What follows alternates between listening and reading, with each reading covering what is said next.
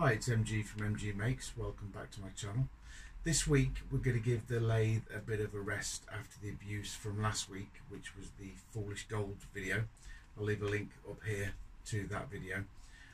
We're still going to turn something large. It's a piece of sycamore that's about 9.5 inches tall by 7.5 inches wide at its widest point. I'm hoping to turn a vase or a vessel. I have a shape in my head with a couple of little tweaks, but also I've got a little special treat for you guys. So if you want to see what that is, stay tuned.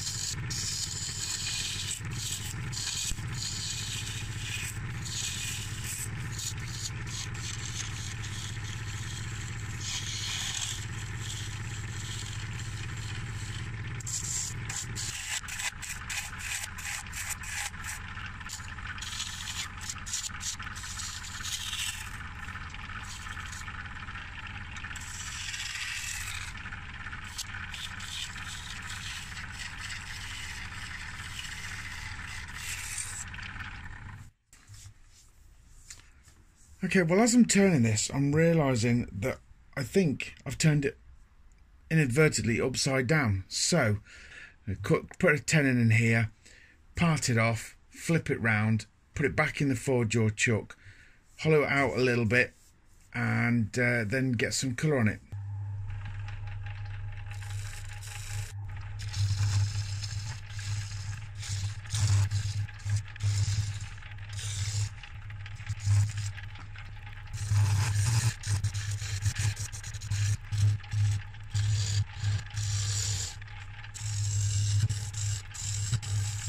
Okay, so this has got a beautiful figuring in.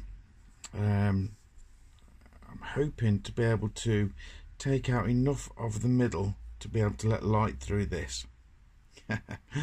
Yeah, that's not, can't see that happening myself, but let's take it slow and steady and see what we can do, shall we?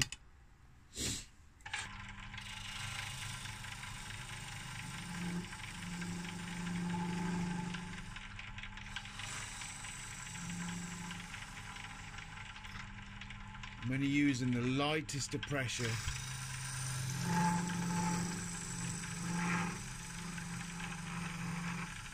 I think I'd rather it take me a good 10 or 15 minutes to do this than to rush it and potentially damage it.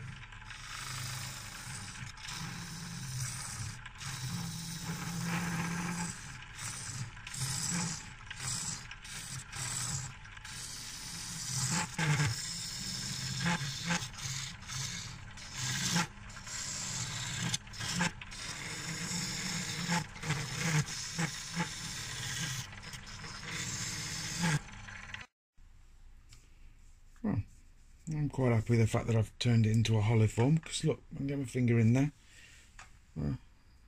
Okay, so it's probably only a couple of inches, but still, just give it a bit of a sanding, and then let's leave it to dry for tonight, and come back and finish it off tomorrow.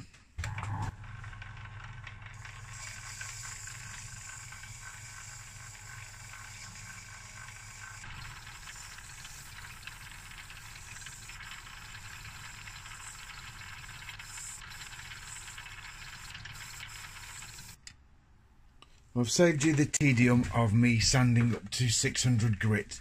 Don't scream at the camera. Yes, I went up to 600 grit because I'd like the finish to be as nigh on perfect as possible. I know you don't really need to go up to 240, but I'm trying to make this a presentation piece, and I've still got a few fine lines here that will possibly be picked up when I apply the colour. So I'm going to apply a coat of sanding sealer, see if that will raise the grain a little bit, and if it does, then I'll go back to up to 600 again, and then we will apply a treat and a half. Well, I think it's a treat and a half.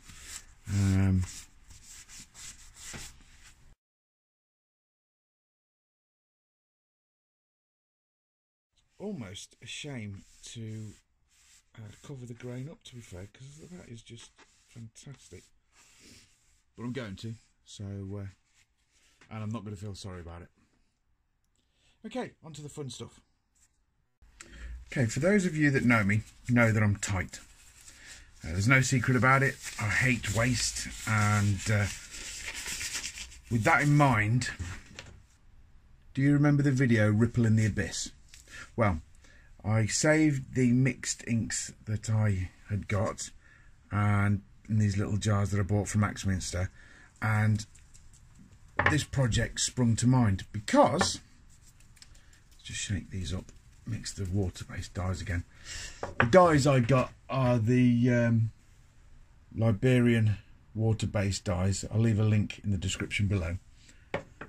But the main reason for reusing these is, one, I love the colours, and two, whilst I was at the Newark show the other week, I got chatting with Martin Smith from Hampshire Sheen, and managed to blag a pot of his new purple embellishing wax. And so thank you very much, Martin, for that, and hopefully these colours are all going to work out on this. So, like you've seen, I've sanded up to 600 and sanding sealed it twice. And what I'm going to do now is take some of these dyes from before and just apply them haphazardly over the piece.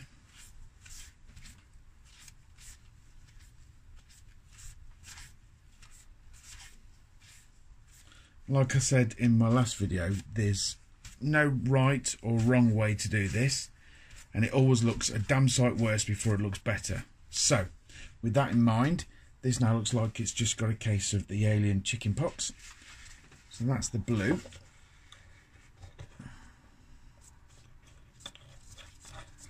If memory serves me, let's go fresh cloth. The next one should be a purpley type colour.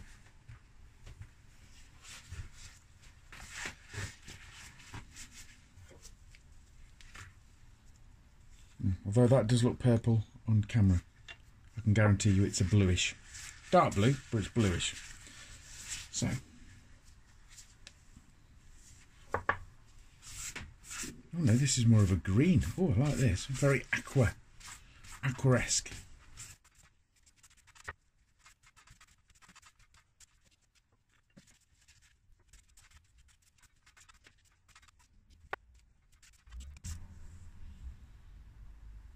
Okay. That's well and truly covered. The outside is, anyway. Let's put these away for now. Move the board. Now then, the moment that I've been waiting for anyway. Let's get some of this purple embellishing wax on.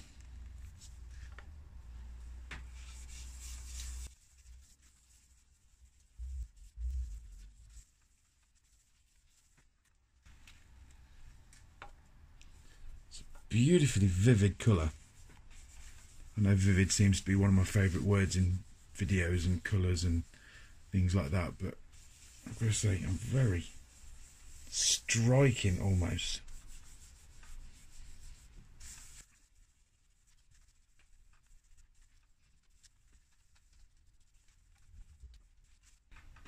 Leave that to dry for a good while now before I polish it up. Always my favourite part.